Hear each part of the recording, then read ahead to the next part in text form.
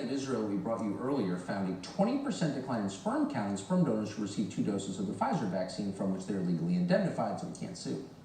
Meanwhile, birth rates in countries in Western Europe where mass vaccinations of young adults began in late 2021 have dropped significantly this year. Sometimes these declines are huge, as much as 10%.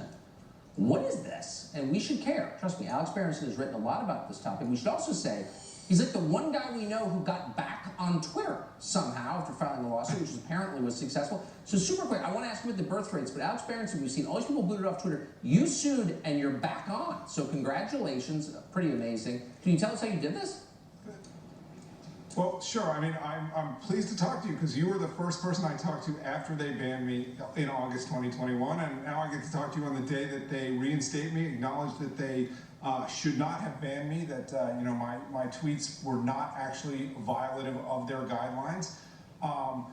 Basically, I sued them in federal court, and I got a judge who was willing to actually listen to the facts of the case. He was a Clinton judge, but he heard the case with an open mind. And he acknowledged that I had a case that could move forward, and that launched settlement discussions. And I can't talk in detail about the settlement, but I am back on. And there's something really important that I need to tell you, which is that in the next few weeks, month or two, I'm really hoping to have more information to report about Twitter's potential collusion or potential pressure that they faced from the federal government last year. As they were banning me and banning other vaccine skeptics last year. So I hope to have more to say about that soon. Done. Come on, we want to hear it. So quickly tell us, this seems like a huge story, birth rates declining internationally, and especially in places with high vax rates. Are they connected? Yes.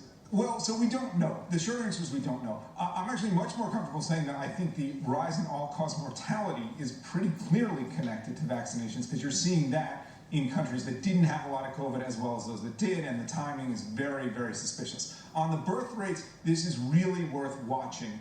Birth rates are down about 10% in a number of major European countries year over year, and given that fertility, although it's been going down, as we know, in many of these countries slowly over time, a 10% move is a huge move in 1 year. Now, there's some noise in the data, and it's also possible, by the way, Tucker, that this is related to short-term fluctuations in menstruation and menstrual cycles that we know the vaccines can cause, and so that it won't be a long-term effect.